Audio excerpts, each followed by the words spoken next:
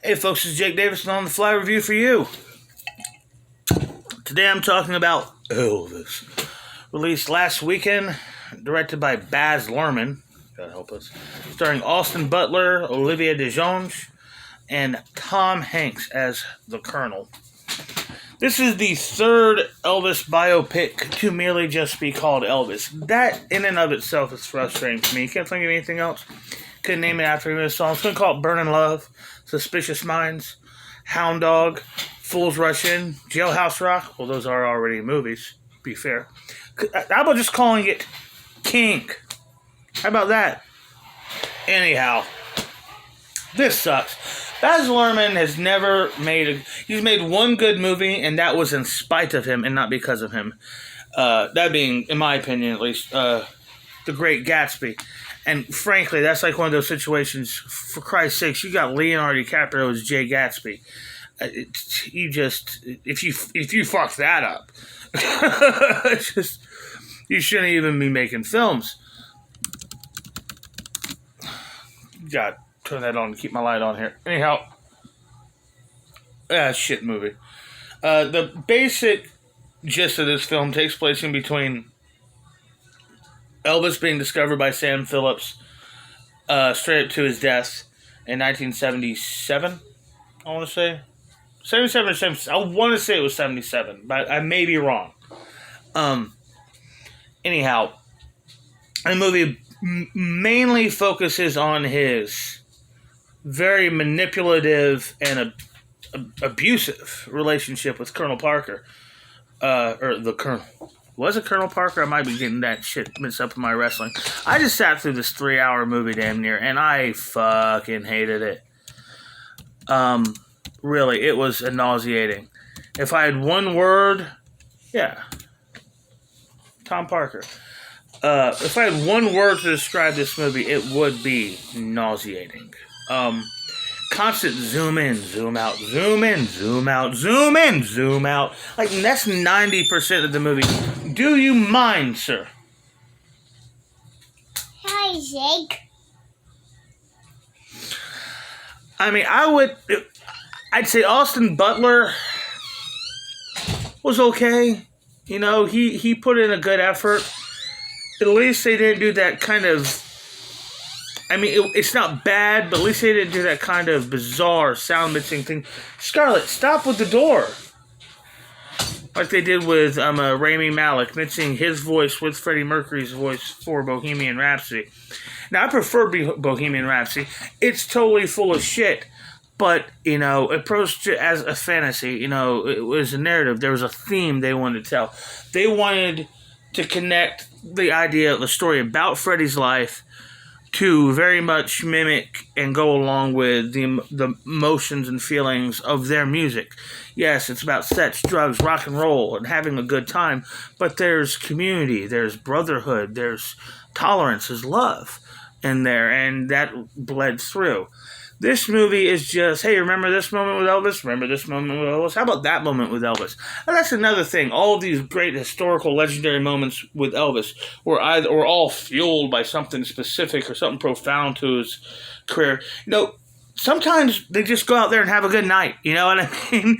Not every great, innovative, memorable moment of rock and roll was fueled by some form of activism. And I don't know. I just thought this movie was really, really lazy. I thought Tom Hanks was just obnoxious in his role. And what the fuck happened to Olivia DeJonge?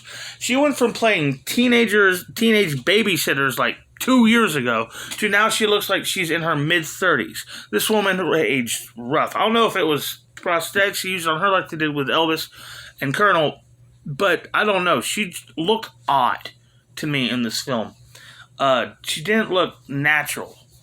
I mean, that's not like, you know, she's a pretty girl and she's a talented actress, but there's something off about the way that they were shooting her or something. It kept making me think of Armageddon back in 98. Like, the photographer must have hated Liv Tyler. Liv Tyler, a beautiful woman, so kissable. But, like, just constantly under orange and green lights. Just none of them did her any favors. You know, nothing really made her... They intentionally were trying to make her look unpleasant. not ugly, but just not really attractive either. Ultimately, I gotta give this movie a turkey. I absolutely hated it. I thought it was lame, and I thought its attempts to work in other legendary figures in the music business of the time, like Sam Phillips, B.B. King, and Little Richard. Even though the scene where Elvis goes to see a Little Richard shows the highlight of the movie easily. Just the opportunity to show just how much he wasn't just a musician; he was a music lover, kind of thing. And there's another thing about the movie that kind of irked me the wrong way. This attitude towards I mean, frankly, you could get more actual information about the life and career of Elvis Presley by watching a single segment of Behind the Music than you would sitting through this 2.5 hour movie. This movie tells you nothing that you didn't know or that you couldn't find easily through Google search or just talking to, the closest boomer in your family. During his lifetime, you think of the greatest songwriters, some of the greatest songwriters in the history of rock and roll. People like Lennon and McCartney, I should say, Bob Dylan, Neil Young. These guys,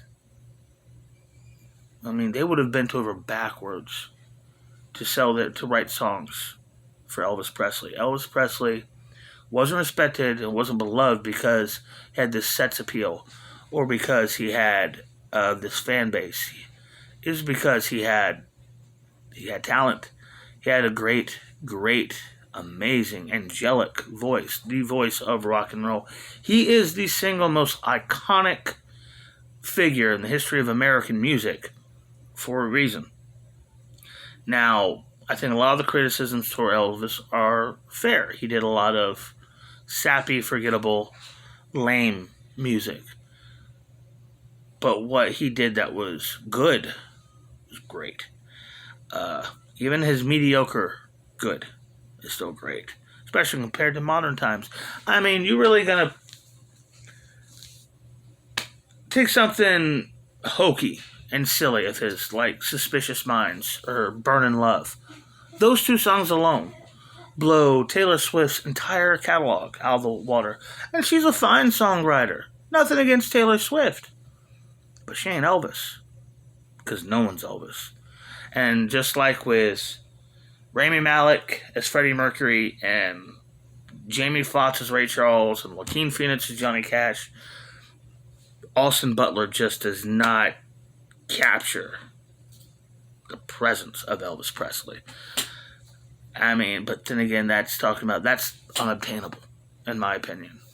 I guess I'm kind of rambling a little bit. I'm gonna give this movie a turkey.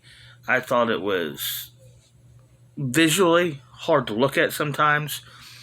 The constant camera movement, unnecessary shakiness and zooms legitimately gave me senses of anxiety while I was watching the movie. And probably most unforgivable is the sound mixing.